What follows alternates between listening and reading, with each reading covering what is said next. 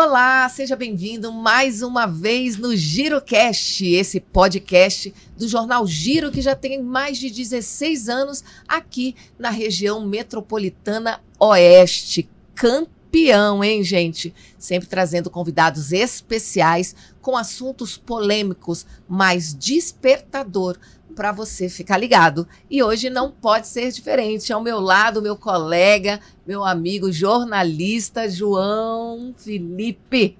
Tudo bem, João? Tudo jóia, Lê. Muito bom estar aqui com você novamente nessa nova etapa aí de 2024 do GiroCast. Exatamente. A gente já começa o ano querendo que você pare tudo nesse momento. Primeiro, se você ainda não curtiu o nosso canal, dá uma curtidinha. E já vai mandando um aviãozinho, um lembrete para as pessoas assistirem esse programa, porque hoje nós vamos falar de saúde mental. Se tem uma coisa, principalmente após a pandemia, que a gente tem que cuidar, fazer um faxinão para viver melhor, é na nossa mente. Até a própria palavra diz que o equilíbrio para tudo é bom, né? Você tem que cuidar do seu corpo físico, tem que cuidar do seu lado espiritual, mas também do seu lado emocional, mental. Então, hoje nosso programa vai falar sobre isso e é com muita alegria que a gente está recebendo aqui um casal especial. Eles que são tem muito conteúdo nas redes sociais, eu sempre estou acompanhando no Insta, porque eles falam exatamente sobre isso. Eles são o doutor aqui, Pedro Nari, da sua esposa, a doutora Midori. Sejam bem-vindos ao nosso GiroCast. Eu que agradeço, Alessandra. Há muito tempo eu já te conheço, né? Foi um prazer muito grande conhecer você num evento e agradeço você, ao João Felipe aqui, e poder estar divulgando um pouquinho sobre a saúde mental, que é tão importante nos dias de hoje, né? É verdade, a pandemia fez surgir essa necessidade, né? Na verdade, a necessidade sempre existiu, mas com a pandemia, acho que aflorou muito mais. Aflorou muito mais. E, gente, só para vocês saberem, eles têm o Instituto Onari, né? A vivência, chave mestra. Você vai procurar Instituto Onari no Google, que rapidinho já aparece a página deles. Vocês também podem segui-los nas redes sociais, que tem muito conteúdo bom. E para começar, a gente falou aqui sobre a pandemia, né? Parece que foi há muito tempo a pandemia, mas tem um pouco mais de 3 anos que a gente começou a ter um pouco mais de tranquilidade, vivendo aí 1 ano e meio de muita tensão. As pessoas se relacionam, mas não se relacionam, porque o que a gente viu é que quando elas foram obrigadas a estarem juntos 24 horas no mesmo lugar, a mente delas começou a colocar para fora tudo aquilo que estava guardado, como se fosse um porãozinho. E uma das coisas que eu quero já começar falando, aqui a gente vai falar de vários assuntos, mas um que até hoje tem muito se debate, muito se fala, mas tem pouca gente que conhece um caminho do porquê. Inclusive, no ano passado, nós tivemos aí uma atleta que acabou cometendo suicídio exatamente porque ela tinha uma depressão, ela tinha um problema de depressão velado, ou seja, ela sorria para as pessoas que estavam perto, ela era otimista, mas no aconchego da sua casa, no seu lar, a mente dela devia estar tão sufocada, ela devia estar com tanta depressão, né, com tantas questões internas, que ela acabou desistindo da vida. E isso a gente vê que acontece muito, independente de idade, independente de como é que se diz, de classe social, independente de religião. É preciso cuidar da mente, é preciso fazer uma faxina na mente, é preciso ter um foco. Então, eu queria que o senhor começasse, doutor, a gente falando, primeiro assim, o que é a depressão? Como ela começa? Como a gente, principalmente a gente que está de fora, pode reconhecer em alguém indícios de que a pessoa está com depressão para poder ajudar? Eu posso falar a seguinte frase, desde a pandemia. Já em 2010, muitos trabalhos científicos já evidenciavam que do ano 2020, o mundo teria uma pandemia de depressão e ansiedade, independente da Covid. e nem se falava em Covid. E é claro, com a Covid isso piorou profundamente. Então existe isso que você falou, hoje nós vivemos numa hipocrisia muito grande. Então, as pessoas não conversam mais, existe uma carência afetiva muito grande, então você vê que os jovens estão tendo atividade sexual, mas não se relacionam mais afetivamente.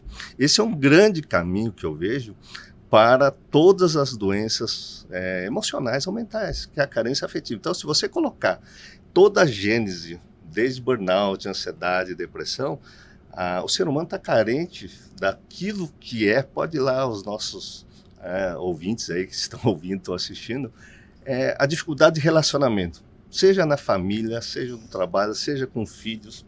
E isso gera tensão, gera estresse, e quanto mais as pessoas vão se distanciando dessa dificuldade de relacionamento afetivo, maior a tensão psíquica. E é claro, muita gente, como você disse, vão sublimando essa situação. Então, elas vão para o trabalho. Então, eu tive uma filha, que eu posso falar, porque é a mais velha. Ela veio de uma família que trabalha com doença mental e ela tem vídeos na internet dizendo da depressão dela.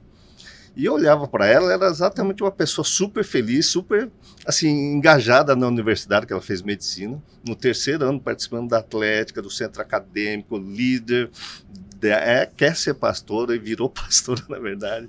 E no fim, o que aconteceu com ela lá no 3º ano? Estava pensando em suicídio. Uma tristeza interna, mas você não dizia e eu não detectei, ninguém detectou. Isso está acontecendo nos dias de hoje. Então você vai ver suicídio em líder religioso. Então, agora eu não vi tanto, mas uns 2 anos atrás, um alto índice de depressão, ansiedade em pessoas que são religiosas, literalmente, líderes religiosos. Então, assim, a gênese, na minha opinião, e a gente tem que refletir sobre isso, é a grande dificuldade das pessoas se relacionarem afetivamente. Você pode dizer qualquer causa. É claro, se você pegar os sintomas de depressão, vai desde irritabilidade, dificuldades no sono, ou hipersonia, ou você dorme demais ou você perde o sono. Você tem mudança de comportamento, ou você come demais ou deixa de comer. Então você muda o comportamento a ponto de repente, você gosta de ir na igreja, você perde o brilho. Você já não tem mais vontade de ir. Você gosta do seu trabalho, de repente aquilo se torna algo enfadonho, perde um sentido na vida. Mas o grande caminho para o tratamento dessas doenças em geral, sem dúvida nenhuma, é a gente focar na melhoria, na qualidade do relacionamento humano em geral. Uau! E uma coisa interessante é que essa minha filha, nós temos 4 filhas, tá? Nossa! Então são 2 em cada quarto ficavam. E a minha filha que dividiu o quarto com essa que teve depressão não percebeu. Ninguém percebeu. Então assim, tem pessoas que estão num sofrimento, mas começa a fazer uma hiperatividade de várias coisas para não pensar na dor. Então ela fazia 1000 coisas para focar em outras coisas. Não pensar no sofrimento emocional dela. Até que ela chegou um momento e falou, olha, agora não dá, tem que conversar. Mas é um sofrimento mental dela. Né? Então, mesmo quem está do lado, por mais que queira, você fala assim, como é que a gente pode ajudar? Eu acho que uma coisa que é legal, o que não fazer. Então, você não pode chegar no outro que está triste, você percebeu que está triste, e falar, olha o sol, que lindo. Ela sabe que o sol está lindo, mas ela não consegue sentir essa beleza. Olha, você não tem problema, eu já atendi várias mulheres que são bem casadas, têm filhos maravilhosos, não tem doença na família e está em depressão. Ela própria se julga e se acusa, se recrimina, isso só faz aumentar a depressão, porque ela sabe que não tem motivo. Mas o motivo é neurológico, pode estar no neurônio, não necessariamente precisa ter um motivo emocional. Essa minha filha, ela tem um problema, não vou dizer orgânico, mas faltam alguns neurotransmissores que fazem com que tudo fique muito mais intenso. Por isso, uma avaliação. Então, se você identifica que tem um colega seu, um amigo seu que está triste, está diferente, mudou o comportamento, você fala, cara, se precisar, eu estou aqui com você. Se precisar ir no médico, eu vou junto. Então, assim, estar junto é que faz essa conexão e o outro não está sozinho. Porque essa minha filha, ela falava assim para mim, mas eu chegava para você para conversar e falava que estava sofrendo, que a faculdade estava difícil. Aí você falava assim para mim, não, mas vai melhorar. vai melhorar. Falei, eu olha, falava, Deus isso tem é um TPM. Deus tem um propósito para você. Eu não quero propósito. Hoje ela fala, eu não quero propósito nenhum. Eu não quero ajudar ninguém. Eu estou sofrendo. Né? Mas às vezes a gente tentando, com palavras, ajudar, dependendo da forma como o outro entende, só faz afundar. E você estava falando aí de líder religioso, eu lembrei do padre Fábio Melo, ele declaradamente, ele sempre fala da constante, do estado dele, de depressão e de síndrome do pânico que ele tem, né? Ele já, inclusive, escreveu livros a respeito disso. E, aparentemente, o que poderia levar um homem tão próspero como ele a ter esse tipo de coisa? Mas não tem, às vezes não vai ter explicação. Não vai ter explicação. Às vezes vai ser químico. Eu também conheço gente que já estava em depressão, teve situações, mas na questão dele era química. Sim. Faltava, sei lá, alguma coisa. Isso. E é uma coisa Isso interessante. É depressão primária, né? É uma coisa interessante, porque, por exemplo, se você tem, sei lá, uma diabetes, fala, olha, problema de insulina tem a ver com pâncreas. Que problema você teve antes? Quando é emocional, você tem que achar uma justificativa, como que essa pessoa pudesse controlar. Não, o neurônio também é um órgão, o cérebro é um órgão. E como órgão, ele também tem problemas físicos. Né? Essa parte que às vezes eu vejo que as pessoas negligenciam um pouco. Não sou louca. Você já foi no psiquiatra? Não sou louca. Mas o psiquiatra não cuida só de louco, né? Você fala assim, você já foi no ginecologista? Não estou grávida. Mas o ginecologista não trata só de mulher grávida. Ele cuida da saúde como um todo. E o psiquiatra, o profissional de saúde mental, também cuida do indivíduo como um todo. Porque às vezes são coisinhas pequenas, né? Então a gente fala assim, uma depressão é um caminhão de picuinhas, coisinhas pequenas. Você vai colocando embaixo do tapete, até uma hora que você não aguenta mais. Eu acho que eu poderia colocar umas coisas assim, corpo, mente e espírito. Acho que a gente falar um pouquinho sobre isso, você começou a falar, existe essa depressão primária, que é uma causa orgânica dos neurotransmissores cerebrais. E aí eu quero colocar uma coisa muito importante. Muitas pessoas não creem que depressão seja algo fisiológico do cérebro. E muitas vezes vai atribuir que é frescura, que é vagabundagem, que é falta de vontade falta de viver, falta de Deus, falta de né? Posicionamento espiritual, falta de oração. E eu atendo muita gente que já fez absolutamente de tudo, já orou, já jejuou, já rezou, já fez um monte de sacrifícios, mas está lá nessa situação. E o medicamento vai ajudar essas pessoas. Então, existe algo que é fisiológico. Eu comecei falando aqui da carência afetiva, existe algo que é psicológico, que é da mente, que nós criamos, principalmente nessa dificuldade de relacionamento afetivo desde a infância, principalmente com famílias disfuncionais, né? Então, elas estão estruturadas de uma maneira disfuncional. Não é como uma família desestruturada. As famílias se estruturam, mas de uma maneira disfuncional. O que é disfuncional? É pai que bebe, mãe que não negligencia os cuidados. Então, existe abuso moral, existe abuso sexual, inclusive.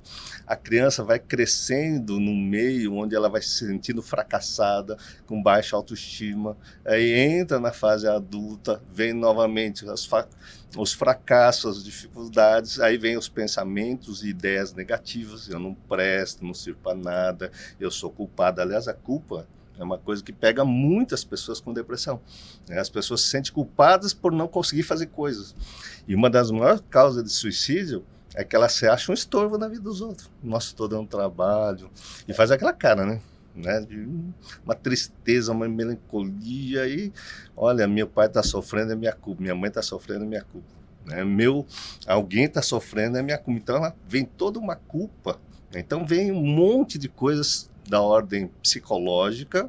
Então é necessário muitas vezes uma avaliação para a parte médica, medicamentosa.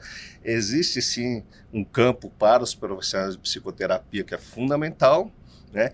E quando eu falo da Organização Mundial de Saúde, que inclui, inclusive, um completo estado de bem-estar físico, mental, né, e espiritual.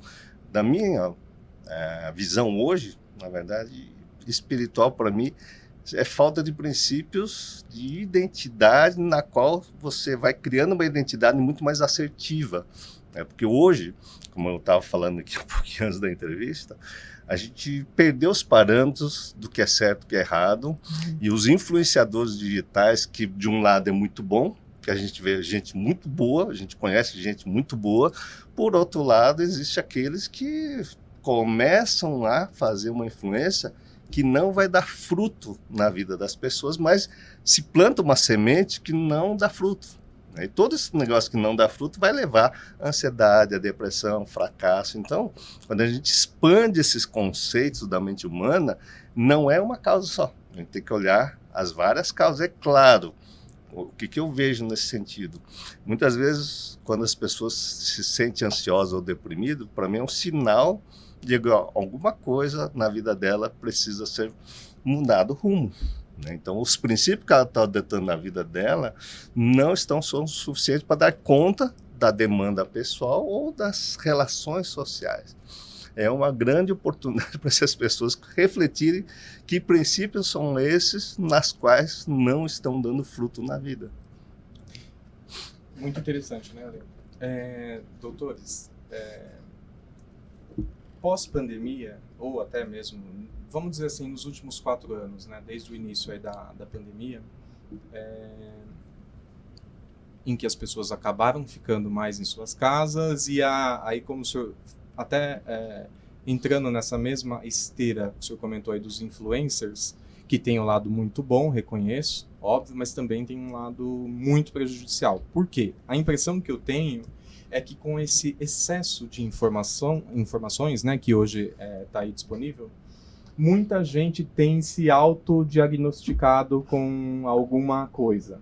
Ou TDAH, sim, ou depressão, ou ansiedade, ou uma série, né, de transtornos, né, da questão comportamental. E aí, muitas vezes, gente letrada, eu tô com TDAH. Mas espera aí, você passou por um bom profissional, experiente, sim, né? Que, não, é porque eu vi o vídeo do doutor, eu tenho tudo aquilo, então sim, já vou até tomar um Venvance. Mas você tá maluco? Né? É uma coisa assim insana o que tem acontecido. E eu acredito que boa parte desse problema que acabou virando, né, na minha opinião, é relacionado aos próprios influencers, né? Porque tem um povo aí que assim deveria ser até banido das redes, né, na minha opinião.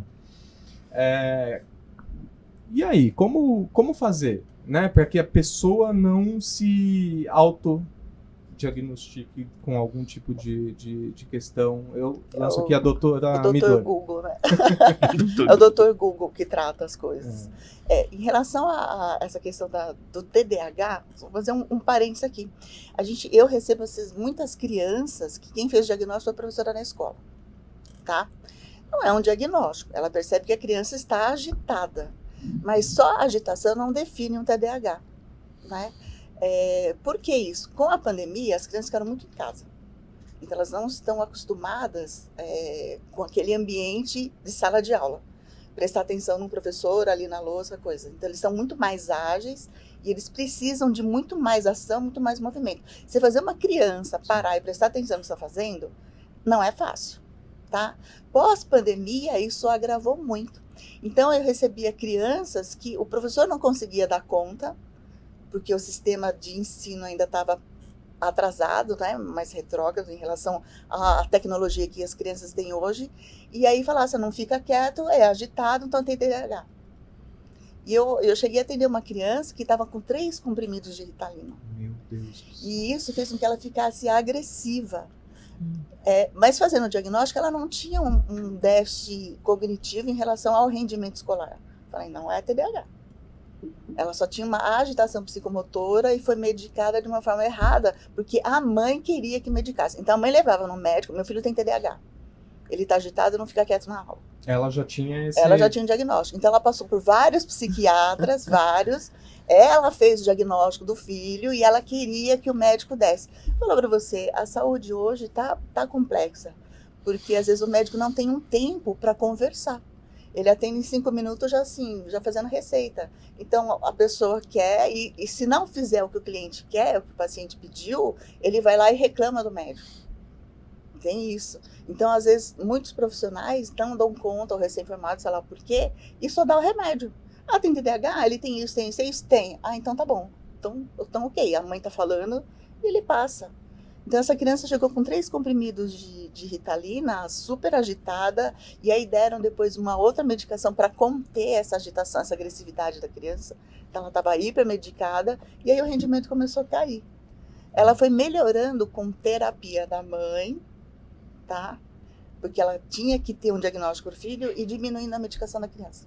Olha que interessante. Isso conseguiu é um caso entre tantos. Um caso entre Por vários. exemplo, doutor Midori, se a bipolaridade, que é um tipo de doença, se eu não estiver enganado, sim. é o termo correto, que muitas vezes tem profissionais que levam anos para conseguir fechar um diagnóstico. Ele não é, e às vezes ele ainda fecha esse diagnóstico com certa imprecisão, de repente mudando a quantidade do medicamento e tal. Aí hoje em dia, né, ainda tem pessoas que falam assim, esse fulano aí, ele é bipolar. É muito comum. Gente, é uma das doenças mais difíceis de diagnosticar. Eu recebo um monte de gente assim, viu, João? Porque, inclusive, as pessoas chegam com diagnóstico, eu sou bipolar, eu sou borderline, tenho transtorno opositor desafiador, eu tenho pensamento acelerado, perna inquieta, enfim. Cada lugar que ele vai, vão colocando uma coisa, vão pendurando uma coisa. Tá certo? Então, é muito importante que o profissional consiga entrar dentro da família.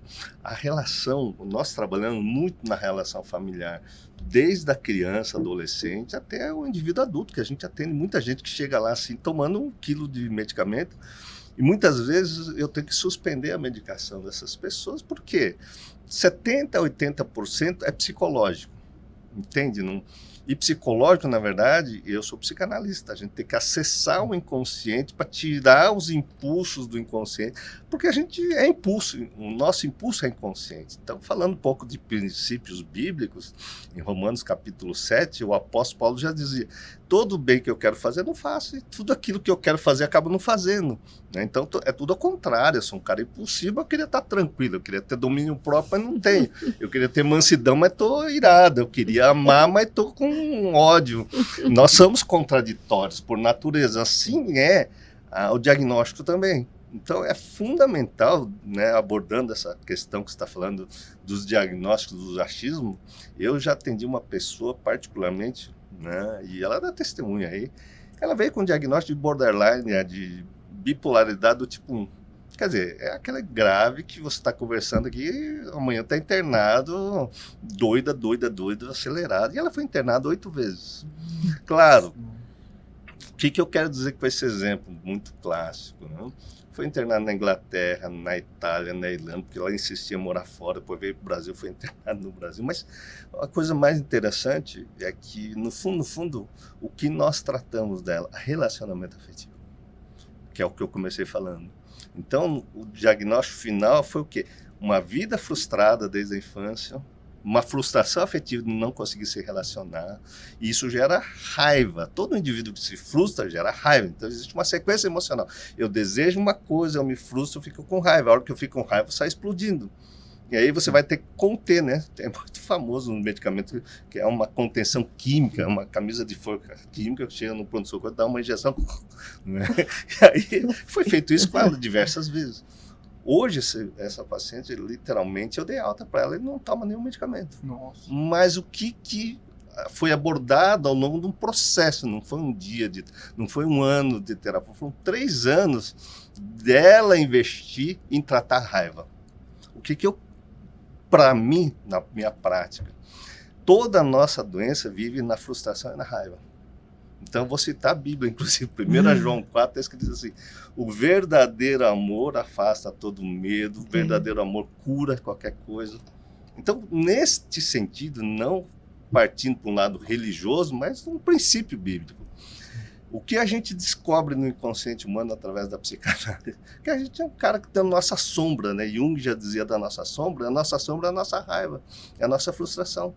Então, quando você fala, o que é que eu posso dizer para essas mães nas relações, desde o adolescente, na relacionamento com o casal, dentro de uma família, um indivíduo frustra o outro, porque eu idealizo a minha esposa, De repente eu peço que ela faça uma coisa, ela está fazendo outra. Já fiquei nervoso. Só que essa ansiedade, esse nervosismo crônico vai levando um desgaste cerebral muito grande, um aceleramento cerebral muito grande. Aí vem uma coisa, um termo que eu vou até dizer porque eu acho bonito, né? Vem uma coisa chamada psicastenia.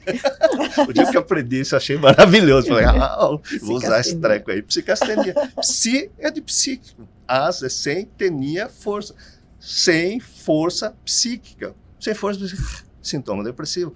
Então, muitas pessoas estão cansadas psicologicamente que estão psicastênicos. E aí o que acontece? Você vai lá tentar tratar ela dando a medicação.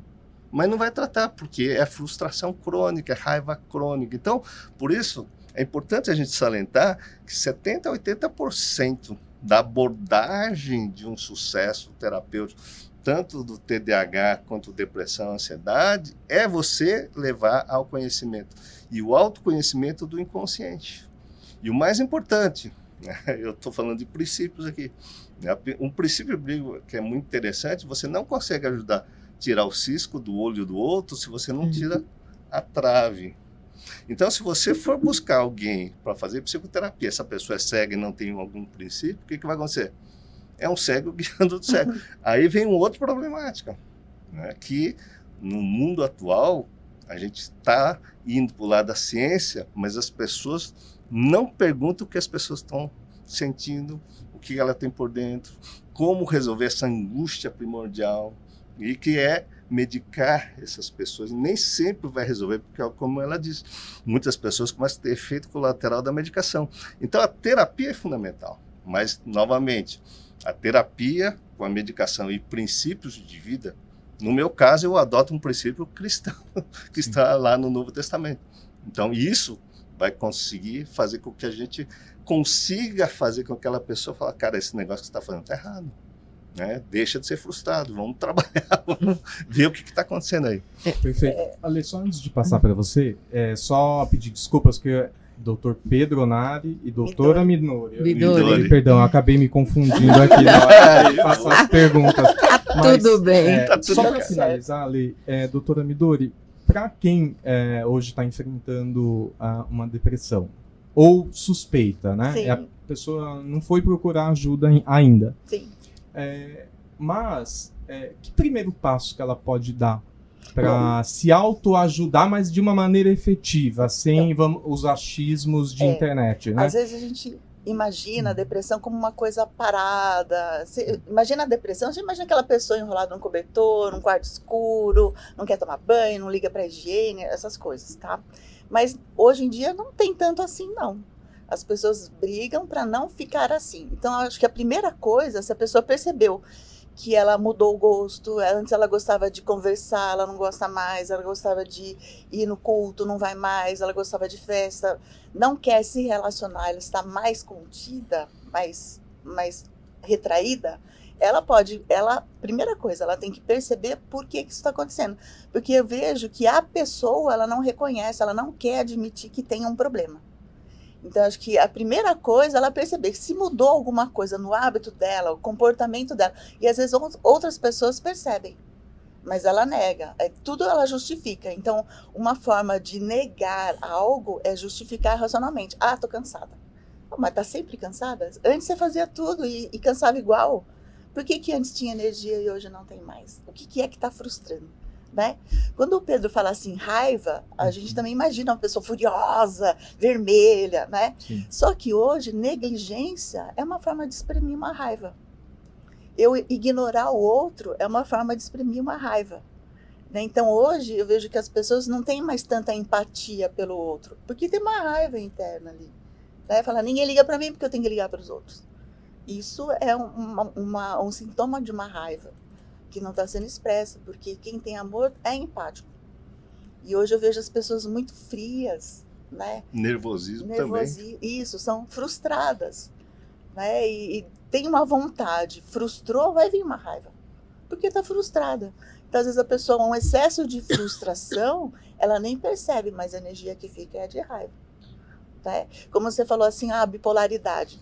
Tem o termo leigo que é usado no dia a dia e tem o técnico, o médico, transtorno, bipolar. Mas, no geral, por exemplo, uma mulher, uma TPM, ela se ficar doente vai ser bipolar, porque a mulher oscila o humor, oscila o comportamento ao longo do mês. Tem uma fase que ela está super alegre, super festiva, e tem uma fase que ela está mais caseira, mais chorosa, né? Então, essa oscilação de comportamento, um leigo olha e fala, é bipolar. Isso vira um jargão, né? Porque, você é bipolar, ele não liga. Você está de TPM.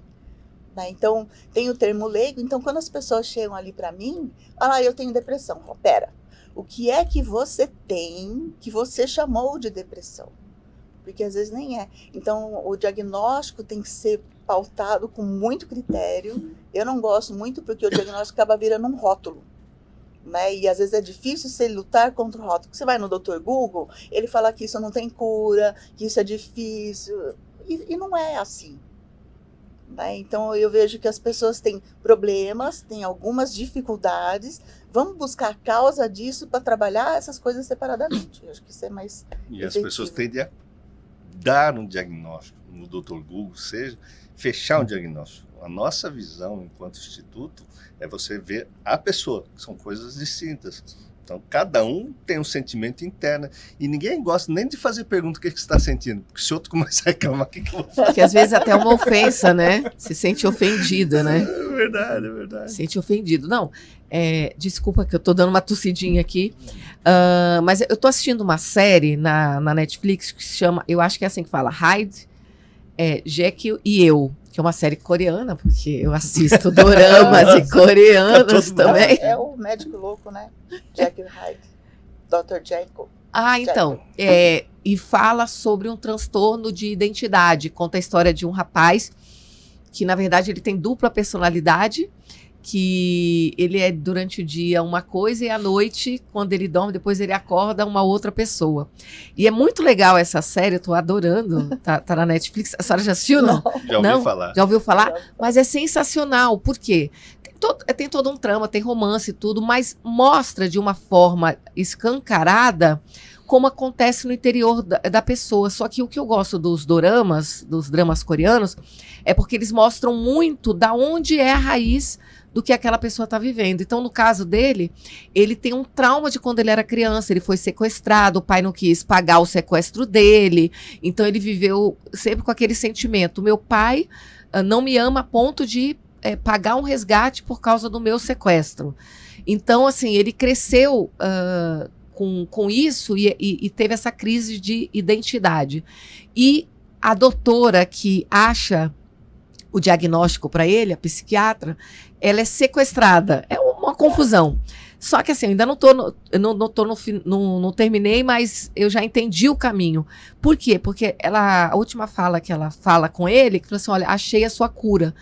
E eu estou assistindo numa parte que fala assim, que a sua cura é o resgate, é o perdão nos relacionamentos e o resgate nas relações. Sim. Você vai ser curado, você vai tirar essa crise de identidade, esse transtorno de por quê? Porque quando à noite, ele se transforma no Robin, é porque ele é tudo aquilo que ele não consegue ser durante o dia. Durante o dia, ele vai ser a pessoa que o pai dele quer que seja, o empresário que o pai quer que seja, uma coisa que ele não é. Então, com essa coisa dele ser doente, dele ter esse transtorno, ele é uma pessoa doente, então a gente não pode fazer nada quando ele vai o Robin. Na verdade, é a mesma pessoa. Então, é uma confusão. Mas mostra exatamente isso, esse negócio da bipolaridade, de tudo de uma forma lúdica que eu achei incrível, Você sabe? falou uma coisa importante aí, viu, na sua fala. Pode gênese do que você colocou, de tudo que você contou, hoje nós sabemos, através da neurociência, o que Freud falava que está no inconsciente, que a nossa vida emocional é inconsciente, ela está cheia de traumas. Então, nós chamamos de traumas de famílias disfuncionais, pais separados, o indivíduo tende a repetir a separação. O pai bebia, a menina cresce aqui e tende a casar com um marido alcoólatra. Então, essa disfuncionalidade tende, numa linguagem até das igrejas pentecostais, a dizer que é maldição de família. Mas, muitas vezes, isso aí é meramente uma identidade familiar disfuncional que vai passando de geração em geração. E isso hoje se trata profundamente, muito rápido, acessando esses traumas de infância. Outra palavra muito importante na agenda de tudo isso que você está falando, depressão, ansiedade, crise de bipolaridade, que eu coloquei a raiva, porque essas pessoas criam uma fantasia imaginária de uma desgraça que está acontecendo aqui dentro. Então, o mundo que as pessoas vivem é essa daqui, não é o mundo lá fora. Só que hoje nós estamos militando, né, dentro da internet para tentar mudar o mundo lá fora, mas pouco se fala em mudar o mundo interno. Então, isso é muito importante. Então, esses dramas, você acabou de dizer uma palavra muito importante, né? Você vê o que está acontecendo dentro do cidadão. Então, a melhor terapia que se pode imaginar é a pessoa aprender a olhar para dentro. Sem isso, não existe cura, na minha opinião. Porque ressignificar também, ressignificar, né? Olhar ressignificar, olhar para dentro. Eu sou fã de doramas, o João ainda não começou a assistir, mas ele vai assistir. Tamanha indicação assim é hoje mesmo. Esse é maravilhoso. Um monte de mulheres Uma coisa, mas trabalha muito trauma. Os dramas coreanos, eles mostram muito a raiz do problema do que a pessoa faz em adulto. E eu acho isso fantástico. Uma coisa legal que você colocou aí, assim, ele tem esse comportamento à noite, que é diferente do dele durante o dia, porque durante o dia ele tem que satisfazer o desejo do pai, tá? À noite é como se ele pudesse ser ele, ou seja, ele coloca todos os desejos, as vontades, os impulsos, ele se permite pôr para fora. E aí, no dia a dia, muitas mulheres fazem isso também. Porque na fase TPM, meio que está justificado uma crise, um ataque histérico, uma briga. Tô de TPM. Porque o outro desculpa. O outro, tá bem, deixa. Tá?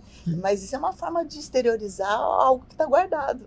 Tem que ser trabalhado também. Então, eu já atendi várias mulheres que vêm com queixa de TPMs assim, absurdas. Quando a gente vai trabalhando o que tem no inconsciente, que ela precisa desse momento, como fosse uma válvula de escape, trabalhando isso, ressignificando, melhora. A TPM deixa de existir. É impressionante, pensando em oscilação de comportamento. Tá? Você fala de escape, doutora, e daí a gente não tem como não pensar, né? Quantas pessoas justificam, por exemplo, eu bebo por causa da minha vida, eu fumo para desestressar, coisas negativas, né? Sim. Então, daí a bebida leva à violência. Daí fala assim, não, mas não sei porque eu não queria fazer, mas eu fiz. Sim. Né? Que é o extrapolar, fica justificando. Mas existe justificativa pior, né? Eu estou angustiada por causa da minha esposa, por causa do meu marido, por causa do meu filho, por causa do meu chefe, por causa do meu pastor, por causa do meu líder que me rejeita. Então, o ser humano justifica sempre falando nessa história do mundo externo, é o outro lá fora. Ele nunca olha para dentro de si mesmo, que é doloroso, né? Tem que ter um espelho, né? Sim. Tem que ter um espelho. Mas já diria Sartre, né? O inferno sou eu, né? Sim.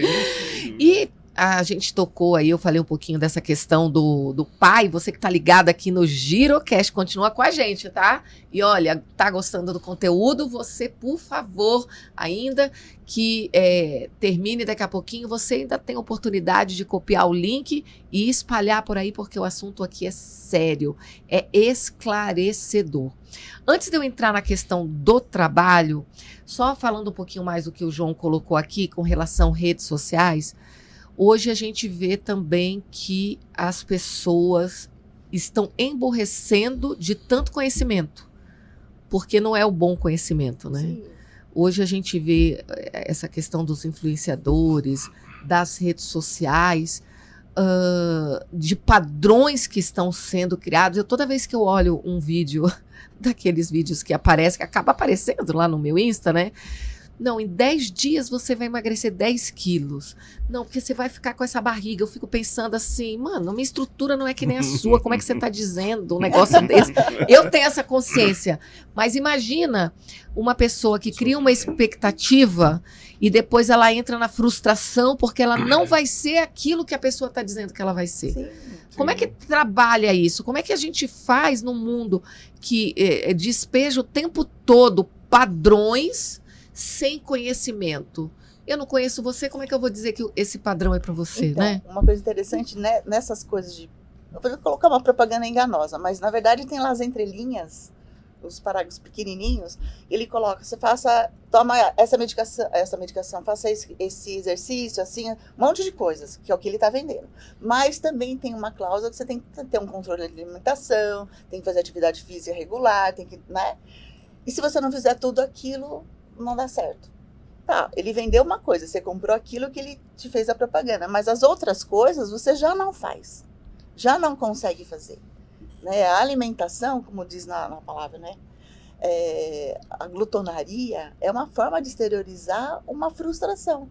Então eu tenho uma angústia, eu vou descontar na comida, na ira, na bebida, eu vou descontar buscando um prazer imediato. Então a comida é uma forma de busca desse prazer. Até porque você tem um problema emocional, né? Quando as crianças... Você tem filhos? Eu sou avó. Ah, então, olha só, que legal. Mas quando as mães vão dar comida para a criança, fala, come, filhinho, para ficar forte. Se você pegar um cidadão gordo e um magro e colocar na frente de uma criança e perguntar para ela quem é mais forte, ela não vai falar que é um magro, porque o gordo é maior, parece mais forte. Então, o cidadão, quando ele está numa angústia, num sofrimento, com alguma dificuldade, emocionalmente, lá no inconsciente, ele tem uma receita mágica para ficar forte. Ele vai na comida. Mas a sua pergunta, assim, como a gente pode falar alguma coisa para a gente tentar melhorar isso? É meio complicado, Alessandra, porque isso envolve cultura, isso envolve que o Balmer fala que a relação hoje é fluídica, né? A gente não tem essa relação aprofundada nem na relação afetiva com as pessoas, as relações são superficiais, é tudo muito raso, muito raso, então as pessoas vão buscar um conhecimento, o conhecimento é raso, nada profundo. A própria rede social estimula essa velocidade. A gente sabe que se a gente vai postar numa rede social, não der o pit lá de 7 segundos de alta tensão, o cara já muda para outra coisa, já não vai ver o que você tem de passar de conteúdo. Então, a própria velocidade do pensamento das crianças hoje está alterada devido ele já nasce com o celular na mão. Então, esse é um problema muito complexo do ponto de vista de saúde mental, porque envolve, na verdade, o núcleo familiar. Então, voltamos para a família. Eu não vou transformar o mundo. O mundo que eu posso transformar é eu, a minha cabeça, da minha esposa e o meu núcleo familiar. Então, quem está nos ouvindo aí, fiquem atentos. Como é que você está educando seu filho? Qual é a exposição a essa velocidade do pensamento? Quanto tempo você dedica para um bom relacionamento afetivo e profundo com o seu filho, a ponto do que você fica escravizando ele, está chorando, você já dá logo isso aqui. E a criança fica lá, ó, né? Ele não vai se aprofundar em nada desde o dia que ele nasceu, porque hoje em dia você não dá mamadeira, você dá um tablet, você dá um celular, você vai no restaurante, o bebê está lá bonitinho, sentado, né? Novamente, carência afetiva. As pessoas pegam o bebê conforto lá de dentro de casa, botam o bebê lá, não tem mais contato afetivo no colo, vai e bota no carro. Vai, anda até tal lugar, pega do carro, bota no banco do restaurante. Vou sair almoçar com a família. E chega lá, o moleque tá lá. Todos, né? Na verdade, todos, né? O pai, a mãe, cada um com o seu celular e... Então, você está perguntando assim, como é que a gente vai resolver? Eu não estou aqui para resolver. Então, como psicanalista, a gente foca na pessoa e foca na família. Né? Então, a gente trabalha muito com família. Por isso que eu falei, né? Eu acho que a gente tentar mudar o núcleo familiar através de um programa que nem esse, para que os pais que tenham consciência falem, cara, isso é uma realidade, né? Eu vou prestar atenção nisso e vou tentar mudar na minha família, porque senão o seu filho vai acabar indo no mesmo ritmo. E hoje, se você pegar os últimos estatísticos, o QI mundial está caindo. No Brasil, então, o cara não consegue entrar nem no exército dos Estados Unidos, porque o QI caiu abaixo de 83. Né? Então, está um negócio gritante, mas não é só aqui. Nos Estados Unidos, a população está emburrecendo por conta dessa tecnologia. Então, daqui a pouco está todo mundo escravo num negócio aqui, que é o que está acontecendo. Não tem que pensar, né? Tá tudo pronto ali. Que paradoxo, né? Ainda mais com essa chegada, né? Inteligência artificial. Das IAs. Isso aí dá pano para manga para a gente conversar bastante aqui. Dando continuidade aqui, doutores, falar sobre pensamentos negativos, pensamentos sabotadores, que eu já vi um vídeo que o senhor retrata isso no YouTube, né? Inclusive, assim, o doutor, ele é muito acessado, né? Ele faz muito sucesso no YouTube, os vídeos viralizados, eu acho muito legal. O bacana é que vocês conseguem trazer isso numa linguagem muito fácil, né, para as pessoas. Isso é importante. Bom, pensamentos negativos, sabotadores, como é possível melhorar isso, doutor? Eu vou usar uma expressão do entomologista Konrad Lorenz, que ele descobriu que o nosso cérebro, né, e o cérebro dos animais, particularmente das aves, lá do ganso, do pato, ele tem um imprint. Né? Então, por incrível que pareça, o imprint é um carimbo na testa. Né? Que eu costumo dizer na testa porque influencia o nosso cérebro. Então ele descobriu que, pesquisando os animais lá, particularmente as aves, a primeira coisa que estimula o cérebro da ave, que é a figura da bota dele, a ave vai seguindo aquilo. Então tem até na internet uma figura de um ganso, uma ave assim, voando atrás de uma moto. O pessoal acha muito legal, mas o cidadão fez um imprint dele, né, com esse animal. O que eu quero dizer com isso? Hoje a gente sabe que o nosso cérebro tem um carimbo gravado na nossa testa, na qual, vamos colocar assim, é uma programação mental. E a nossa programação mental foram criadas ideias negativas de uma criança pequena que era incapaz de dar conta da demanda dos pais. Você tem que fazer isso, você tem que ser o homem da casa, você tem que ser o perfeito, você tem que... A criança, eu não consigo. Então vem a ideia negativa, eu não consigo, eu sou fracassado, eu sou feio, eu sou burro. E vai criando isso. Então isso vai formando... Desde o sutil, então, lá nas primeiras... Ó, você vai chegar pra menina, ó, menina, você é feia, você falar isso, você é feia. Você é feia, falar essa palavra. Só que pra criança, eu sou feia. Uma vez, bastou uma vez, fez um puf. Você então, é feia, você é burra, você não faz nada certo, não vai dar certo na vida. Então são frases que às vezes a gente fala sem maldade, né? Mas não deveria nem ser falado, pra dar uma advertência pra criança, às vezes fora de contexto. A criança entende o que disse, não o que quis dizer. Então, só um adendo. Na comunicação, né, a gente sabe que não é o que você fala, mas é o que as pessoas entendem. Perfeito. Exatamente. Não é isso? O que a criança entendeu dela. Aí vem essas ideias negativas criadas na infância, ficou no lugar do seu cérebro, que hoje a gente sabe que é no meio do cérebro chamado sistema límbico. Então tem o córtex cerebral, que é a nossa razão, que a gente sabe que a gente não é burro. Só que lá dentro ficou, eu sou burro, porque eu não consigo, minha mãe me chamou de burro, eu tenho TDAH, eu cresci como burro, e toda vez que alguém vai lá, mas eu não consigo, eu sou burro, entende? Aí eu vou me boicotando. Não, e fora assim, que às vezes briga entre marido e mulher, a mãe vai lá e fala assim, a culpa é sua, tá vendo que seu pai tá brigando, você chegou tarde, ou você não vai bem na escola, a culpa é sua. Sim. Quer dizer, terceiriza... coloca um peso na criança que não tem nada a ver com ela. E às vezes não é nem proposital. Por exemplo, é comum quem tem vários filhos chegar no mais velho e falar, ó, eu vou ali na cozinha buscar, sei lá, um copo d'água, cuida do seu irmãozinho. Nossa, isso virou uma lei, cuida do seu irmãozinho. Qualquer coisa que aconteça com esse irmãozinho, ele vai se responsabilizar eternamente. Tá? Isso é interessante porque a gente percebe que tem algumas coisas que são meio que padrão. O filho mais velho, ele tem uma hiperresponsabilidade em relação ao cuidado dos mais novos, porque várias vezes ele ouviu isso. A gente faz isso sem maldade nenhuma. Né? Dá uma olhadinha nos seus irmãozinhos aí, eu vou ali e já volto. Só que e a onde criança pega essa está a responsabilidade. cura disso, então, né? Se a gente nasceu e foi implantar um software pré-programado que não dependeu da minha pessoa, Pedro Onara, enquanto adulto, mas dependeu do meio ambiente, de onde eu vim, que influenciou profundamente, formou a minha personalidade, que é o meu caráter. Então, tem temperamento, que é impulsivo ou brando, mas um caráter. O caráter é formado da interação genética junto ao meio ambiente que foi hostil ou disfuncional, cheio de palavras negativas que foram carimbadas aqui no meu cérebro. Eu vejo um caminho muito importante de você ter a capacidade de saber que isso é uma mentira, que o seu cérebro é tão importante quanto o cérebro do Bill Gates, do Elon Musk, de todo mundo, que é o mesmo cérebro, só que foi mal projetado com um software lá dentro. Então você tem que mudar isso. Como é que você muda isso aí na fase adulta? Aí eu vejo uma questão, um princípio cristão muito importante. E o cristão vai dizer assim, o justo vive pela fé, sem a fé você não muda nada. Eu falo, cara, peraí, então eu posso fazer isso, eu vou pela fé, eu vou me esforçar, eu vou me capacitar, eu vou estudar, eu vou. Não importa o que disseram sobre a minha pessoa, não importa o que estão dizendo sobre a minha pessoa, aí eu vou pegar aquilo que para mim é um dom, que eu sei, eu gosto de fazer, tenho facilidade de fazer, eu vou investir nisso, não importa se ela dizer, Pedro, você não vai fazer. Não, eu vou fazer porque está dentro do meu ser, do meu eu. Então, nesta fé, eu vou me capacitando, vou me desenvolvendo esse dom, esse talento.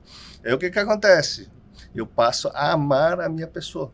Coisa que eu não me amava antigamente, por conta, você é burro, você é capaz, você não sei. Eu fui mudando isso, né? Mas eu fui mudando através de uma fé.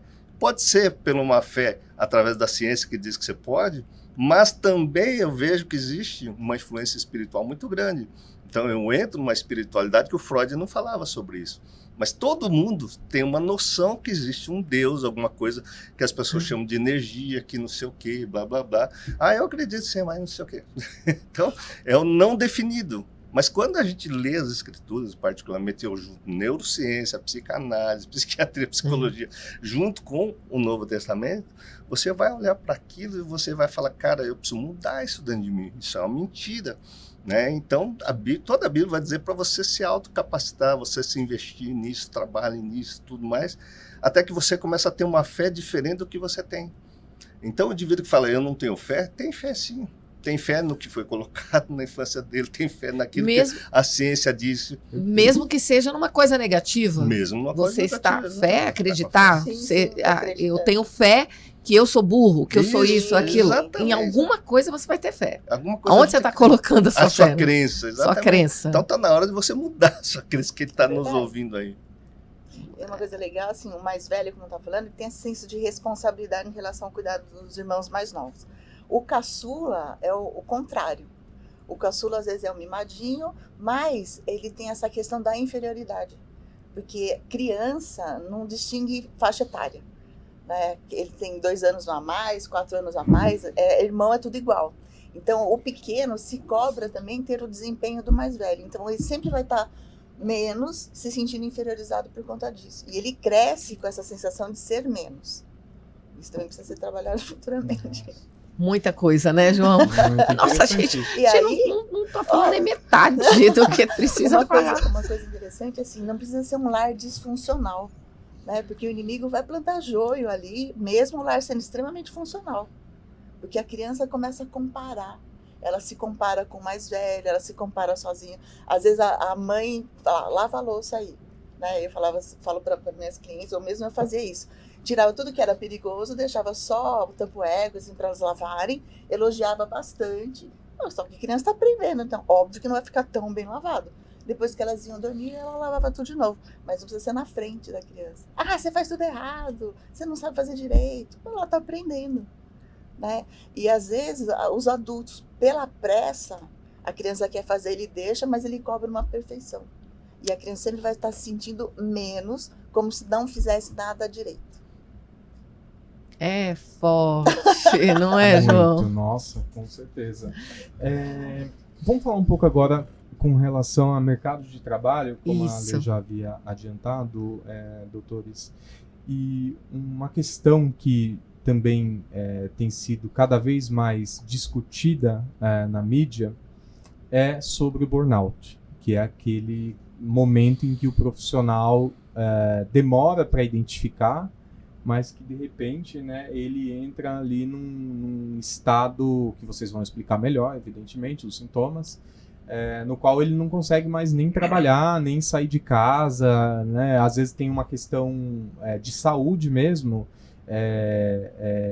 física, né, por assim dizer, muito incapacitante. Isso aconteceu, eu me recordo, inclusive eu a conheço, com uma jornalista da Globo, que era da Globo, a Isabela Camargo, né? Sim, ela famosa. E ela trouxe muita luz com relação a esse tema, acabou escrevendo livros, conversou com vários profissionais, mais de 100, né, para escrever o livro dela.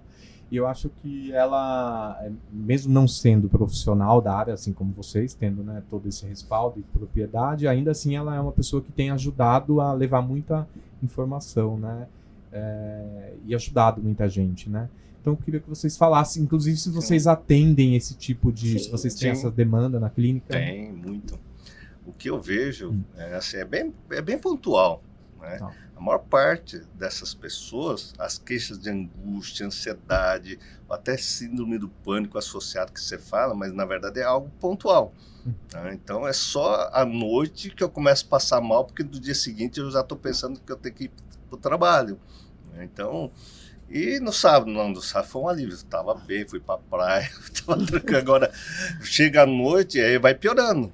Né? Chega uma hora que a pessoa chega até na porta do prédio e vê, começa a suar, passar mal, acha que vai morrer, vai levar para o hospital, né? Aí chega lá, toma um calmante, não sei o que, blá, blá, blá, dá uma aliviada, mas a pessoa começa.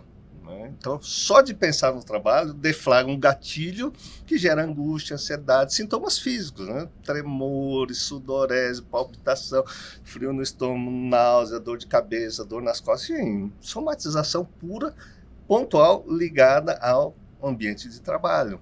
Eu já atendi até pastores que tiveram burnout com a igreja. Ele não podia pensar na igreja, que ele passava mal. Não podia pensar em entrar na igreja até... Pô, você está afastado. Na igreja dele. Né? Na igreja dele, alguém vai me ver lá dentro já. Né? Então, ele passou a ir na outra igreja que não estava relacionada ao ambiente de trabalho.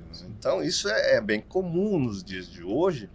E, claro, tem tratamento. Mas eu vejo que a maior parte, eu gosto muito de analisar a personalidade das pessoas. Porque eu vejo que personalidade, aquilo que eu disse, é caráter, mas temperamento. Então, o caráter e o temperamento das pessoas leva a eles a ter uma personalidade que é um excelente funcionário, é um excelente pastor, é um excelente qualquer coisa. Né? O cara quer tudo certinho. Então, o cara que se esforça, carrega a empresa nas costas, daqui a pouco o que acontece? Enquanto ele está tendo domínio do que ele está fazendo, o pessoal vai dando trabalho para ele, aumenta de carga, agora você vai passar a ser gerente, o cara começa, eu vou dar conta, ele começa a dar conta meia boca, mas a empresa cresce, que eu já vi pessoas, por exemplo, que a empresa cresceu tanto, que foi vendido para uma multinacional, e aí piorou a situação, aí ele não conseguia pisar dentro da empresa. Então, o que acontece? Esses indivíduos, enquanto ele está dando conta da rotina, né, e ele está tudo certo. Mas o cara é tão apegado a perfeccionista em determinada ação, no caso do trabalho, o que acontece? E ele agarra o trabalho como se fosse a vida dele, inclusive. Então ele começa a passar mal, mas ele quer trabalhar, ele quer fazer. Chega uma hora que ele não consegue. Né? E aí vai ter somatização, efeitos mentais e físicos dessa questão. E aí, é claro, o tratamento inclui psicoterapia. Profundamente é necessário psicoterapia. Algumas pessoas precisam de meses até anos de psicoterapia, por isso muita gente é afastada do trabalho. Vários casos aí que eu atendi, não foi uma semana de terapia, 2, 3, 4, um mês, 2 meses, não, foram alguns meses de terapia associada à medicação, que é fundamental, e afastamento do ambiente de trabalho, porque só o fato dele pensar no trabalho já explode. Né? Isso não escolhe o tipo de profissão. Estou falando um ambiente até religioso, de uma pessoa que está lá, todo mundo está para acolher ele, mas ele não consegue só de pensar as coisas. Doutora Midori, aprender a falar não pode trazer benefício para esse tipo de... Não só esse profissional que pode estar ali com a questão do burnout, mas para a população no geral. Com certeza, saber qual é o limite, respeitar o próprio limite é fundamental. Só que a gente vê nas empresas, às vezes tem metas. Né? E se não cumprir aquela meta, é dispensado. Tipo assim, sai, entra outro. Então a pessoa se cobra atingir essa perfeição, essa meta que é cobrada por conta disso. Isso vai gerando um estresse muito grande. Eu lembro que quando eu cheguei a trabalhar numa UBS, né, eu tive um começo de burnout porque eu tive que ser transferida. Mas ali o que acontece? Eu sou médica, tá? Então vou cuidar das doenças. E ali tinha muito problema social.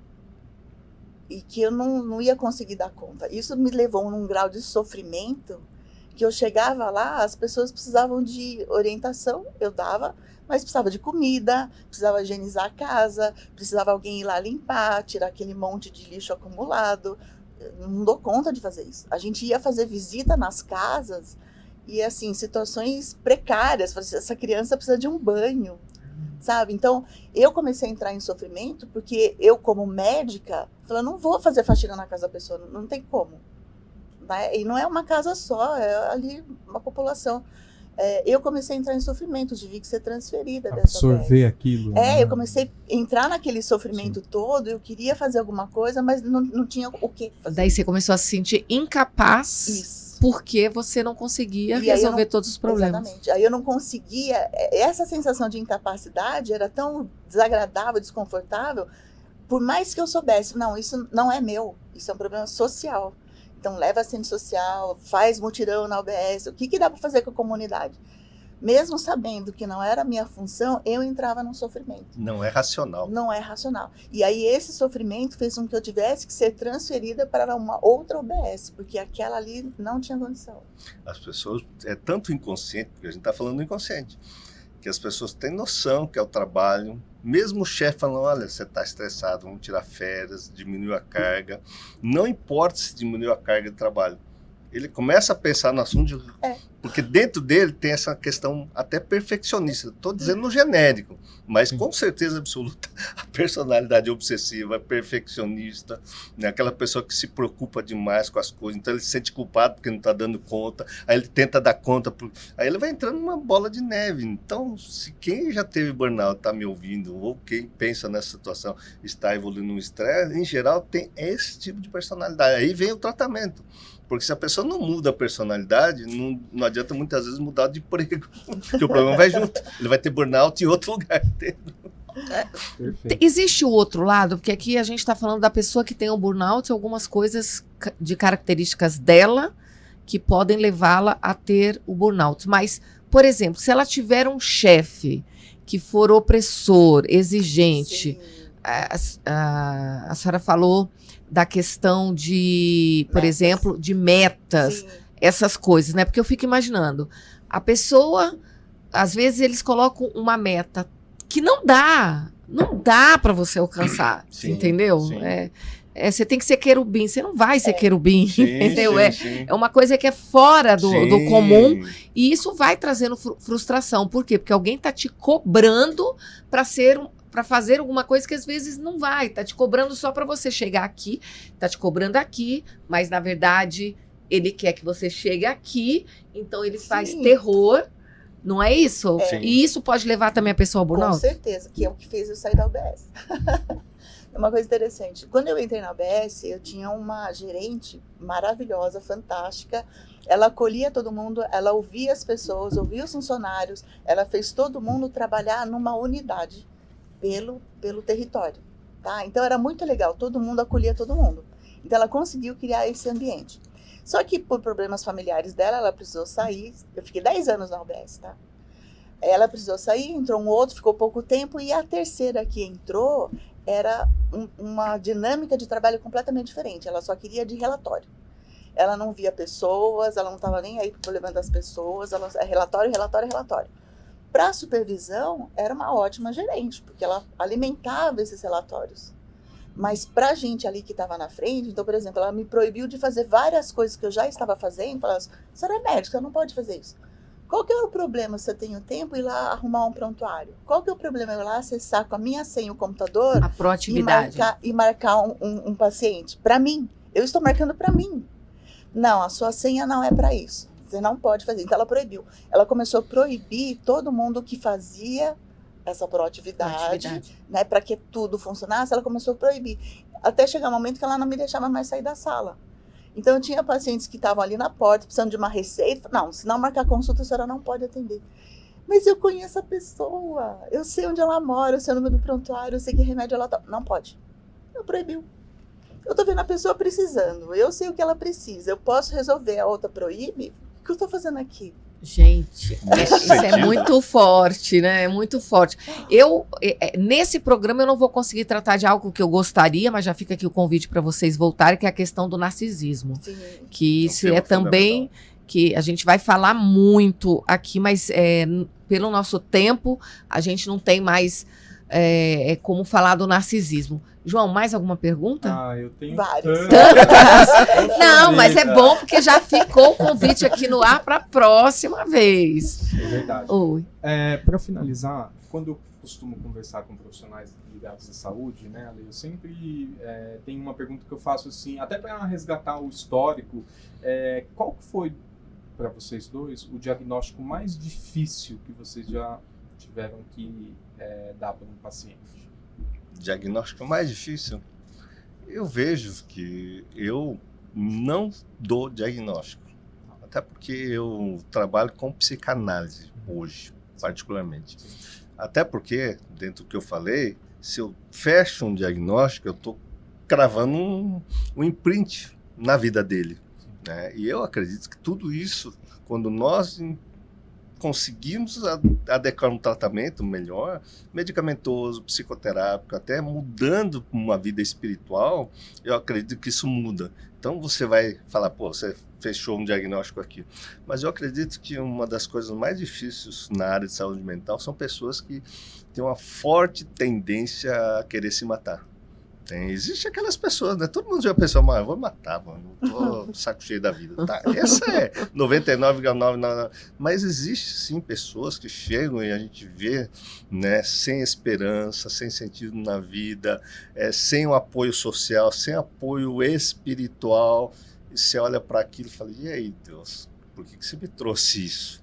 E aí eu tenho que pensar como eu vou inserir ela numa questão social que ela diz que é tão importante. Esse assunto é muito importante, por isso a função das igrejas são muito importantes, né? Como eu vou conseguir fazer com que ela tenha alguém para diminuir a sua carência afetiva, né? Por exemplo, falando no burnout, em geral você vai ver que todo mundo não está se relacionando afetivamente dentro daquela empresa. O resumo é relacionamento afetivo, aqui, ali, acolá. Então, você vai ver que as pessoas não têm a vida. A nossa vida é uma vida afetiva. A nossa vida está relacionada à nossa capacidade de amar. Então, essa pessoa esgotou a capacidade de amar dela e eu olho para dentro e aquilo... Não é que é doloroso, mas como é que eu posso, né? Porque sozinho, né? E muita gente me pedindo ajuda, como é que eu vou dar conta? Então, assim, fica aí uma questão muito importante dos papéis, né? Do assistente social, de uma igreja, de uma comunidade, do instinto gregário que eu falo tanto aí, que as pessoas têm, né? De viver em congregação. Então, montando essas comunidades são fundamentais para o acolhimento dessas pessoas que estão em sofrimento e com forte tendência suicida. Doutora? Você perguntou o diagnóstico mais difícil que eu já dei. Eu lembrei lá na época da faculdade, eu era estudante ainda, talvez por falta de maturidade. Mas eu lembro um paciente em 88, acho que você nem tinha nascido. Já tinha um ano. Em 88, eu estava no 5º ano, e aí eu tive que dar um diagnóstico de HIV para um paciente. E eu estava cuidando na enfermaria, né? Ele precisava fazer um procedimento cirúrgico. Só que era uma época que estava começando, ninguém sabia nada de nada. Tudo era misterioso. Então eu não conseguia levar ele para o centro cirúrgico, porque quando falava que era HIV, não, precisa de mais outro exame. E assim, outro exame, e aquilo foi gerando uma ansiedade em mim, porque eu via que ele estava piorando. Eu queria ajudar, mas não dava, por conta desse diagnóstico. E uma coisa que foi muito legal para mim é que a mãe dele levava comida para ele todo dia. Ele não chegou a comer comida do hospital. A mãe dele, ele tinha 45 anos, mas a mãe dele tratava ele como um bebê. Então ela levava de manhã, ela chegava lá cedinho, levava o almoço, já deixava a janta, já tudo certinho. Vou falar para você, por Deus, ele saiu de alta, ele não fez o procedimento, ele melhorou. E eu vejo que pelo cuidado dessa mãe. Que lindo, né? Ele teve alta. Que Esse lindo. caso te marcou bastante. Muito, né? muito, É um caso muito. Foi... Eu tava... Milagres acontecem. Gente, que diagnóstico é esse? E falei pra ele, como eu tava começando, ele não tinha nem ideia do que era. Mas eu sabia, né? Então, assim, na época, a HIV morreu, né? Não tem o que fazer. Hoje não, hoje vira uma doença crônica. É verdade. Gente, o papo tá muito bom, mas a gente já ultrapassou. É bom que eles vão voltar, porque eu quero falar sobre família, quero falar dessa coisa narcisista. Já vamos marcar em breve aí, quem sabe eles podem voltar em fevereiro, para a gente conversar mais, porque tem muito assunto. É um universo, né, muito grande, indo só na palavra, né? É por isso que a palavra diz que o nosso maior campo de batalha é na mente mesmo, Sim. porque aqui dentro é muito maior do que aqui fora. Agora vai um alerta aí, um alerta. Primeiro agradecer, doutor Pedro, por aceitar o convite, doutora Midori, quer dar um tchauzinho pro pessoal aí? Tchauzinho aí, tchauzinho, pessoal. Muito obrigado pela audiência, obrigado, Alessandra. Redes sociais... @pedro.onari, @Instituto Onari. Tem o principal, é o canal do YouTube com muito conteúdo sobre saúde mental e espiritualidade, que é o canal de Psicanálise Cristã no YouTube. Acesse lá, gente, conteúdo gratuito. Foi ele realmente. E nessa linguagem fácil de entender, né, entendimento tranquilo, que é a nossa proposta, né, levar mais conhecimento para que mais pessoas possam se entender. Eu vejo que hoje as pessoas não estão se entendendo. Por isso fica depositando no outro, né? Alguma coisa. Amém. Você, Joãozinho. Ale, o que eu posso dizer depois dessa aula toda, né? Só agradecer. A gente só quer mais, né? Bom que vai ter mais. Nossa, com certeza. Em breve. Doutor Pedro, obrigado. Um ótimo ano novo para o senhor. Doutora Midori também. Foi excelente, assim, adorei. É muito legal. A gente tem muito o que falar, como eu disse. Quero falar com vocês aí em breve. Vamos trazê-los de volta aqui no Girocast para a gente estar falando aí sobre família, que é muito importante, e também a questão do narcisismo. Gente, mas vai ficar um recado aqui do Girocast para vocês. Eles falaram aqui muito sobre relações afetivas. A gente sabe que a gente vive um mundo de tudo muito raso. Eu me lembro que quando eu era criança, sabe, João, você ainda não tinha nascido, né? A gente sim, como não tinha, às vezes se tinha uma televisão na casa era muito. Então o que se costumava fazer? As pessoas se reuniam na sala e ficavam conversando, contando causos uns para os outros. Hoje as pessoas dizem eu te amo, não sabem nem a cor que você gosta. Todo lugar que você vai é a família tal, porque não tem o conceito de família. Se tivesse o conceito real de família, não usaria palavras como amor e família de uma forma assim tão, digamos assim, tão banal. Muitas das vezes. Agora, a gente precisa voltar para a prática das primeiras obras, do primeiro amor, primeiro amando a si mesmo, tendo um autoconhecimento, sabendo se olhar no espelho, sem restrição, sabendo que nós temos limitações e nem por isso, pelas nossas limitações, nós somos piores ou melhores que outras pessoas. Cada um é um. Deus é perfeito, ele fez cada um com a sua identidade e nós somos a somatória um do outro. E nós precisamos ter relacionamento, quer seja dentro de casa com as pessoas de sangue, quer seja ter um bom amigo, ter uma boa pessoa para conversar, alguém que você possa abrir o seu coração, e você também precisa ser um bom ouvinte, porque as pessoas não querem ouvir, e hoje nós precisamos ouvir uns aos outros, porque quando a gente ouve uns aos outros, a gente consegue chegar no coração uns dos outros. Então, assim, menos internet, menos redes sociais, mais empatia e, acima de tudo, mais amor, por favor, para que você tenha uma saúde mental, para que você seja forte e corajoso e tenha uma vida plena, tá bom? Esse foi o nosso Girocast de hoje. Feliz por ter tido a sua companhia, sabendo que você pode pegar o link desse programa e ir passando e enviando para as pessoas, tá bom? E a gente, semana que vem com muito mais assunto para você. Muito obrigada mais uma vez.